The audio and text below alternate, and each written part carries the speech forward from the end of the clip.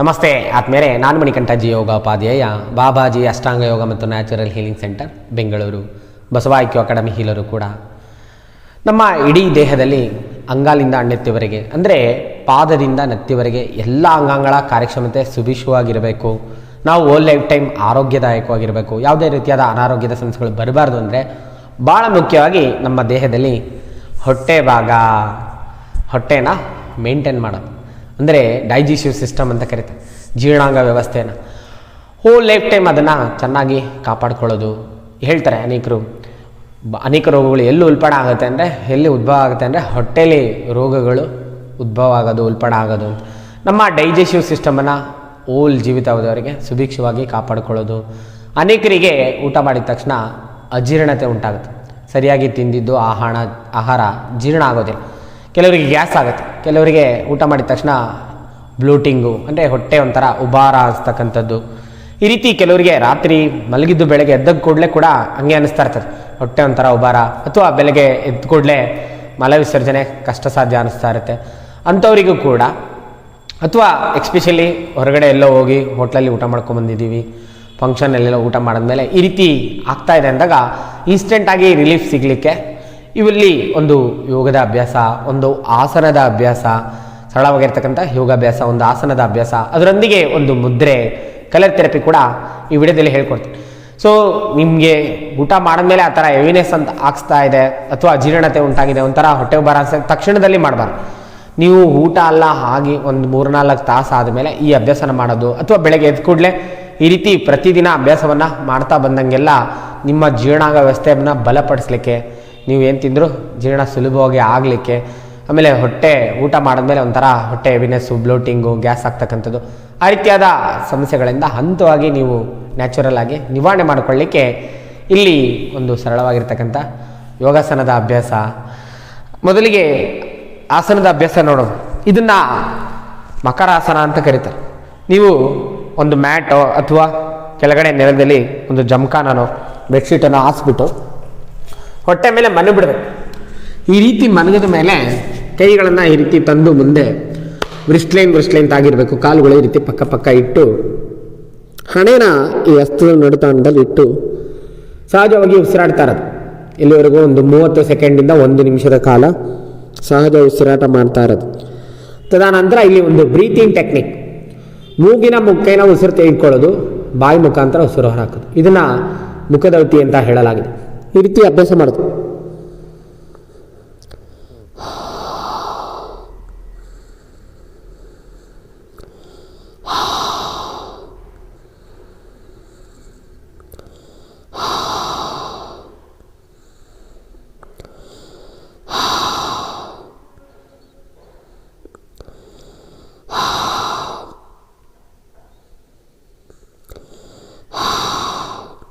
ಮೂಗಲ್ಲಿ ಉಸಿರು ತೆಗೆದುಕೊಳ್ಳೋದು, ಚೆಸ್ಟ್ನ ತುಂಬ ಅಂದರೆ ಎದೆ ಭಾಗ ತುಂಬ ಗಾಳಿ ತುಂಬ ತುಂಬಿಕೊಂಡಿರ್ತೀರ, ಬಾಯಿ ಮುಖಾಂತರ ಉಸಿರನ್ನ ಹೊರಹಾಕೋದು. ಈ ರೀತಿ 15ರಿಂದ 20 ಬಾರಿ ಮಾಡ್ತಾ ಇದ್ದಂಗೆ ತಕ್ಷಣದಲ್ಲಿ ನಿಮಗೆ ಹೊಟ್ಟೆ ಉಬ್ಬಾರ, ಹೊಟ್ಟೆಲಿ ಹೆವಿನೆಸ್ಸು, ಗ್ಯಾಸು, ಈ ರೀತಿ ಸಮಸ್ಯೆಗಳು ರಿಲೀಫ್ ಆಗ್ತವೆ. ನೆಕ್ಸ್ಟ್ ಅಭ್ಯಾಸ ನೋಡಿ. ಈ ರೀತಿ 15ರಿಂದ 20 ಬಾರಿ ಮಾಡೋದು. ತದನಂತರ ಕಾಲು ಸ್ವಲ್ಪ ಅಂತರ ಕಡಿಮೆ ಮಾಡೋದು, ಕಾಲನ್ನ ಕೂಡಿಸ್ಕೊಳ್ಳೋದು, ಹಸ್ತನ ಮೊಣಕೈನ ನೆಲಕ್ಕೆ ಅಳವಡಿಸಿ ಹಸ್ತನ ಎರಡೂ ಕೆನ್ನೆ ಮೇಲೆ ಇಟ್ಟು ನಿಧಾನವಾಗಿ ಕಾಲನ್ನ ಈ ರೀತಿ ಮೂವ್ಮೆಂಟ್ ಮಾಡೋದು. 1 2 3 4 5 6 7 8 9 10 1 2 3 4 5 6 7 8 9 10 ಹಾಗೆ ಮಲಗೋದು. ಮತ್ತೆ ಒಂದು 30 ಸೆಕೆಂಡ್ ಕಾಲ ಅಥವಾ 1 ನಿಮಿಷ ಕಾಲ ವಿರಮಿಸಿಬಿಟ್ಟು ನಿಧಾನವಾಗಿ ಮೇಲೆ ಬಂದು ಈ ರೀತಿ ಅಭ್ಯಾಸ ಮಾಡ್ತಾ ಇದ್ದಂಗೆ ನಿಮಗೆ ಹೊಟ್ಟೆಯ ಭಾಗದ ಆಂತರಿಕ ಅಂಗಗಳಲ್ಲಿ ಒಂಥರ ಹೊಟ್ಟೆ ಗುಡಾಣ ಥರ ಆಗಿತ್ತು. ಹೆವಿನೆಸ್ಸು, ಬ್ಲೋಟಿಂಗು, ಗ್ಯಾಸು ಎಲ್ಲವೂ ಕೂಡ ಈ ರೀತಿ ಮೇಲೆ ಬಂದಮೇಲೆ ಕುತ್ಕೊಬಿಡಿ, ಆರಾಮಾಗಿ ರಿಲ್ಯಾಕ್ಸ್ ಆಗಿ. ಈ ರೀತಿಯಾದ ಸರಳವಾಗಿರ್ತಕ್ಕಂಥ ಅಭ್ಯಾಸ ಮಾಡ್ತಾ ಇದ್ದಂಗೆ ನಿಮಗೆ ಹೊಟ್ಟೆ ಅಗರದಂಗೆ ಮಲ ವಿಸರ್ಜನೆ ಸುಲಭವಾಗಲಿಕ್ಕೆ ಸಹಕಾರಿ ಆಗುತ್ತೆ. ಓಲ್ ಲೈಫ್ ಟೈಮ್ ಜೀರ್ಣಾಂಗ ವ್ಯವಸ್ಥೆನ ಕಾಯ್ದಿರಿಸ್ಕೊಳ್ಳೋದು ಅಂತ ಒಂದು ಆಸನ ಇದೆ. ಈ ಆಸನದ ಹೆಸರೇ ವಜ್ರಾಸನ ಅಂತ ಕರೀತಾರೆ. ಇದನ್ನು ನೀವು ಪ್ರಾಕ್ಟೀಸ್ ಮಾಡ್ತಾ ಇದ್ದಂಗೆಲ್ಲ ನಿಮ್ಮ ದೇಹ ವಜ್ರದಂತಾಗುವುದು ಅಂತ ಹೇಳ್ತಾರೆ. ಸೊ ಇದನ್ನು ವಜ್ರಾಸನದಲ್ಲಿ ಅಂದರೆ ಸಿವಿಯರಾಗಿ ನೀ ಪೇನ್ ಇದ್ದರೆ, ಎಂಕಲ್ ಪೇನ್ ಇದ್ದರೆ ಒಂದು ಟೆಕ್ನಿಕನ್ನು ಯೂಸ್ ಮಾಡಿ ವಜ್ರಾಸನನ ಕಲಿಯೋದು, ಪ್ರಾಕ್ಟೀಸ್ ಮಾಡೋದು. ಇದನ್ನು ಎಷ್ಟು ಆಸನಗಳಿದ್ದಾವೆ, ಸರಿಸುಮಾರು 84 ಲಕ್ಷ ಆಸನಗಳಿದ್ದಾವೆ ಅಂತ ಉಲ್ಲೇಖ ಮಾಡಲಾಗಿದೆ. ಅದರಲ್ಲಿ ಈ ಆಸನನ ನೀವು ದಿನದಲ್ಲಿ ಯಾವ ಬೇಕಾದ್ರೂ ಮಾಡ್ಬೋದು. ಊಟ ತಿಂಡಿ ಆದ ಮೇಲೆ ಮಾಡ್ತಕ್ಕಂಥ ಏಕೈಕ ಆಸನ ಅಂದರೆ ವಜ್ರಾಸನ. ನೀವು ಹಿಂಗೆ ಸಮಯ ಇದೆ ದೈನಂದಿನ ದಿನದಲ್ಲಿ ಅಂದಾಗ ಊಟ ತಿಂಡಿ ಆದಮೇಲೆ ಈ ವಜ್ರಾಸನದಲ್ಲಿ ಕುಳಿತುಕೊಳ್ಳಿ. ನಿಮ್ಮ ಡೈಜೆಸ್ಟಿವ್ ಬೆಟರ್ ಆಗುತ್ತೆ, ಜೀರ್ಣಾಂಗ ವ್ಯವಸ್ಥೆ ಉನ್ನತಿಪಡಿಸಲಿಕ್ಕೆ. ಹೋಲ್ ಲೈಫ್ ಟೈಮ್ ಇಂಡೈಜೆಷನ್ ಆಗೋದು, ಹಿಂದೆ ಹೇಳ್ದಂಗೆ ಯಾವುದೇ ರೀತಿಯಾದ ಸಮಸ್ಯೆಗಳು ತಲೆದೋರದಿದೆ, ನಿಮ್ಮ ಜೀರ್ಣಾಂಗ ವ್ಯವಸ್ಥೆನ ಕಾಪಾಡಿಕೊಳ್ಳಲಿಕ್ಕೆ ಸದೃಢವಾಗಿ ಇದು ಸಹಕಾರಿ ವಜ್ರಾಸನ ಅಂತ ಹೇಳಿ. ಇಲ್ಲಿ ಕಾಲುಗಳನ್ನು ಮುಂದೆ ಬಿಡಿಸ್ಕೊಂಡು ಮಡಿಕೆ ಮಾಡೋದು. ಹಿಂದೆಯಿಂದ ಮಾಡಿ ತೋರಿಸ್ತೀನಿ ನೋಡಿ. ನಿಮ್ಮ ಕಾಲನ್ನ ಹೆಬ್ಬೆರಳು ಒಂದಕ್ಕೊಂದು ಜಸ್ಟ್ ಟಚ್ ಆಗಿರಬೇಕು. ಈ ರೀತಿ ಟಚ್ ಆಗಿದ್ರೆ ಕರೆಕ್ಟ್ ಮಾಡಿದಿರ ಅಂತ ಈ ರೀತಿ ಕುತ್ಕೊಳ್ಳೋದು. ನಿಮಗೆ ಮಂಡಿ ನೋವಿದೆ, ಆ್ಯಂಕಲ್ ಪೇನ್ ಇದೆ ಅಂದಾಗ ನೀವೇನು ಮಾಡ್ತೀರಲ್ಲ, ಈ ರೀತಿ ರೋಲ್ ಮಾಡಿರೋ ಇನ್ನೊಂದು ಯೋಗದ ಮ್ಯಾಟೋ ಅಥವಾ ಜಮ್ಖಾನೋ ಬೆಡ್ಶೀಟನ್ನು ಮಡಚಿಬಿಟ್ಟು ಸುತ್ತಬಿಟ್ಟು ರೋಲ್ ಮಾಡಿ ಇಟ್ಕೊಂಡು ಇಲ್ಲಿ ಆ್ಯಂಕಲ್ ಹತ್ರ ಕರು ಬರುತ್ತೆ ನೋಡಿ, ಈ ಕರು ಹತ್ರ ಕರೆಕ್ಟಾಗಿ ಇದನ್ನು ಇಟ್ಕೊಳ್ಳೋದು. ಈ ರೀತಿ ಇಟ್ಕೊಂಡು ಸಪೋರ್ಟಿಗೆ ನೀವು ವಜ್ರಾಸನದಲ್ಲಿ ಕುತ್ಕೊಂಡ್ರೆ ಅರ್ಧ ತಾಸು ಬೇಕಾದ್ರೂ, ಅರ್ಧ ಗಂಟೆ ಬೇಕಾದ್ರೂ ನೀವು ವಜ್ರಾಸನದಲ್ಲಿ ಯಾವುದೇ ನಿರಾಯಿಸವಿಲ್ದಿರ, ಮಂಡಿ ಮೇಲೆ ಪ್ರೆಷರ್ ಇಲ್ದಿರ ಕುತ್ಕೋಬೋದು. ಊಟ ತಿಂಡಿ ಆದಮೇಲೆ ಒಂದು 3 ರಿಂದ 5 ನಿಮಿಷ ಪ್ರತಿದಿನ ಕುತ್ಕೊಳ್ಳೋದು. ನಿಮಗೆ ದೈನಂದಿನದಲ್ಲಿ ಸಮಯ ಸಿಕ್ಕಿಲ್ಲ ಅಂದರೆ ರಾತ್ರಿ ಬೆಡ್ಡಿಗೆ ಹೋದಾಗ ಈ ವಜ್ರಾಸನದಲ್ಲಿ ಕುಳಿತುಕೊಂಡಿದ್ದೆ ಆದಲ್ಲಿ ನಿಮ್ಮ ಎಂಟೈರ್ ಜೀರ್ಣಾಂಗ ವ್ಯವಸ್ಥೆ ಬಲಪಡಿಸಲಿಕ್ಕೆ ಸಹಕಾರಿಯಾಗುತ್ತೆ. ಹೋಲ್ ಲೈಫ್ ಟೈಮ್ ನಿಮ್ಮ ಜೀರ್ಣಾಂಗದ ವ್ಯವಸ್ಥೆ ಸದೃಢವಾಗಿರುತ್ತೆ. ಈ ರೀತಿ ಕುತ್ಕೊಳ್ಳೋದು, ಈ ರೀತಿ 3 ರಿಂದ 5 ನಿಮಿಷ ಕುತ್ಕೊಳ್ಳೋದು. ನೀವು ಇನ್ಕ್ರೀಸ್ ಮಾಡ್ಬೋದು, 10 ನಿಮಿಷ ಬೇಕಾದ್ರೂ ಕುತ್ಕೋಬೋದು. ಪ್ಯಾಕಿಂಗ್ ಇದ್ದರೆ ನಾ ಹಿಂದೆ ಹೇಳ್ದಂಗೆ ಅರ್ಧ ತಾಸು ಬೇಕಾದ್ರೆ ಕುತ್ಕೋಬೋದು. ಸೊ ಈ ರೀತಿಯಾದ ಸರಳವಾಗಿರ್ತಕ್ಕಂಥ ಹಿಂದೆ ಮಾಡಿದಂಥ ಮಕರಾಸನದಲ್ಲಿ ಮೂವ್ಮೆಂಟ್ ಮಾಡೋದು, ಆ ರೀತಿ ಮಾಡೋದು, ಅದರೊಂದಿಗೆ ವಜ್ರಾಸನದಲ್ಲಿ ಕುಳಿತುಕೊಳ್ಳೋದನ್ನು ರೂಢಿ ಮಾಡೋದು. ಹಾಗೆ ಒಂದು ಮುದ್ರೆ ಕೂಡ, ಯಾರಿಗೆ ಅಜೀರ್ಣತೆ ಇರುತ್ತೆ ಭಾಳ ಮುಖ್ಯವಾಗಿ ಸದಾಕಾಲದಲ್ಲಿ, ಹಾಗೆ ಒಂದು ಕಲರ್ ಥೆರಪಿ ಕೂಡ ಹಿಂದೆ ಹೇಳಿದೆ. ಯಾರಿಗಾರ ಪದೇ ಪದೇ ತಿಂದಿದ್ದು ಅರಗ್ತಾ ಇಲ್ಲ ಅಂದಾಗ ಸ್ಟಮಕ್ಕಲ್ಲಿ ಫೈರ್ ಕಮ್ಮಿ ಇರುತ್ತೆ.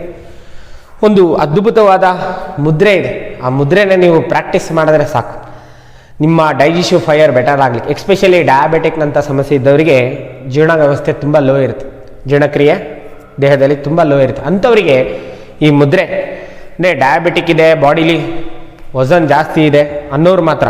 ಕೆಲವರಿಗೆ ಡಯಾಬಿಟಿಕ್ ಬಂದವರು ತುಂಬ ಸಣ್ಣ ಆಗ್ಬಿಟ್ಟಿರ್ತಾರೆ, ಅವರು ಈ ಮುದ್ರೆನ ಮಾಡಬಾರ್ದು.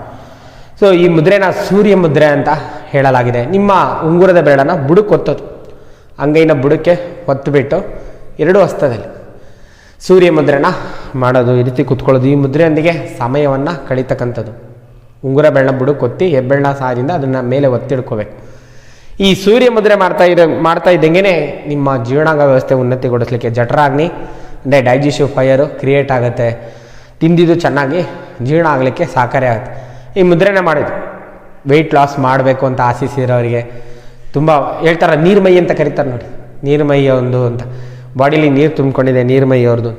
ಆ ರೀತಿ ಇದ್ದವ್ರಿಗೆ ಎಲ್ರಿಗೂ ಕೂಡ ಇದು ಒಳ್ಳೆ ಚಿಕಿತ್ಸೆ ಇದ್ದಾಗಿರುತ್ತೆ. ಈ ಮುದ್ರೆನ ಮಾಡೋದು ದೇಹದಲ್ಲಿ ಆ ವೆಯ್ಟನ್ನು ರಿಡ್ಯೂಸ್ ಮಾಡಲಿಕ್ಕೆ, ಬಾಡಿಲಿ ಜಠರಾಗ್ನಿಯನ್ನು ಕ್ರಿಯಾಶೀಲಗೊಳಿಸಲಿಕ್ಕೆ.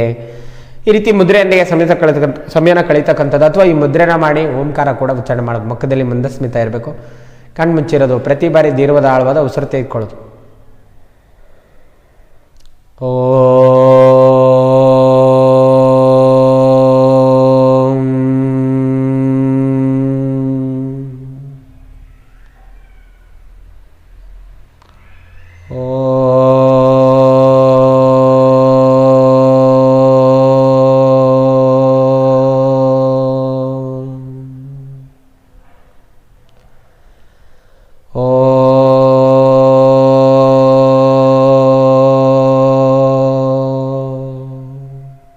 ಈ ರೀತಿ 5 ರಿಂದ 10 ನಿಮಿಷ ಓಂಕಾರ ಉಚ್ಚಾರಣೆ ಮಾಡೋದು. ನೇರ ಕುತ್ಕೊಂಡು ಮಾಡ್ಲಿಕ್ಕಾಗಿಲ್ಲ ಅಂದರೆ ಮನವು ಬಿಡಿ.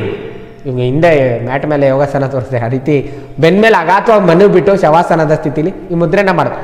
ಯಾರು ಮುದ್ರೆ ಮಾಡಬಾರ್ದು ಅಂದರೆ ಬಾಡಿ ಎಕ್ಸ್ಟ್ರೀಮ್ ಹೀಟ್ ಇದ್ದರೆ, ವೆಯ್ಟ್ ಲಾಸ್ ಆಗಿದ್ರೆ, ಆಲ್ರೆಡಿ ಸಣ್ಣಕ್ಕಿದ್ರೆ, ಅಥವಾ ಬಾಡಿಲಿ ಹೈ ಬಿ ಪಿ ಇದ್ದರೆ, ಬಿ ಪಿ ಸಿಮ್ಟಮ್ಸ್ ಜಾಸ್ತಿ ಇದ್ದರೆ, ಹೈ ಬಿ ಪಿ ಇದ್ದರೆ ಅವರೆಲ್ಲರೂ ಕೂಡ ಇದನ್ನು ಮಾಡಬಾರ್ದು. ಬಾಕಿಯವರೆಲ್ಲರೂ ಕೂಡ ಈವನ್ ಐ ಬಿ ಪಿ ಇದ್ದರೆ ಕಡಿಮೆ ಅವಧಿಯಲ್ಲಿ ಒಂದು 3 ರಿಂದ 5 ನಿಮಿಷದೊಳಗಡೆ ಮಾಡೋದು.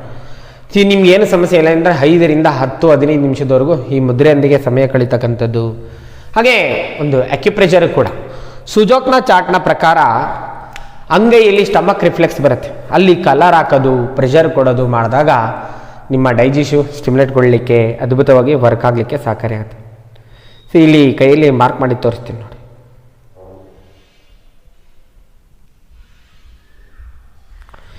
ಇಲ್ಲಿ ಸ್ಟಮಕ್ನ ರಿಫ್ಲೆಕ್ಸ್ಗೆ ಪ್ರೆಷರನ್ನು ಕೊಡೋದು, ಪ್ರೆಷರ್ ಕೊಟ್ಬಿಟ್ಟು ಎರಡು ಕೈಯಲ್ಲಿ, ಅಂದರೆ ಈ ಅಕ್ಯುಪ್ರೆಷರ್ ಬಂದ್ಬಿಟ್ಟು ವಾರದಲ್ಲಿ ಯಾರಿಗೆ ಇಂಡೈಜೆಷನ್ ಇರುತ್ತೋ, ಜೀರ್ಣ ಸರಿಯಾಗಿ ಆಗ್ತಾ ಇಲ್ವೋ, ತಿಂದಿದ್ದು ಅರಗ್ತಾ ಇಲ್ವೋ ಅವರು ವಾರದಲ್ಲಿ 2 ಬಾರಿ ನೋಡಿ ಸುಜೋಕ್ನ ಚಾರ್ಟ್ ಮೇಲೆ ಕಾಣಿಸ್ತಾ ಇದೆ ನೋಡಿ, ಇಲ್ಲಿ ಪ್ರೆಸ್ ಆ್ಯಂಡ್ ರಿಲೀಸ್, ಸ್ಟಮಕ್ನ ಪಾಯಿಂಟ್ನ ಪ್ರೆಸ್ ಆ್ಯಂಡ್ ರಿಲೀಸ್ ಎಷ್ಟು, ಈ ಕೈಯಲ್ಲಿ 20 ಬಾರಿ, ಈ ಕೈಯಲ್ಲಿ 20 ಬಾರಿ, ವಾರದಲ್ಲಿ ದಿವಸ ಬಿಟ್ಟು ದಿವಸ ಒಂದು 3 ಬಾರಿ ಪ್ರೆಸ್ ಮಾಡೋದು.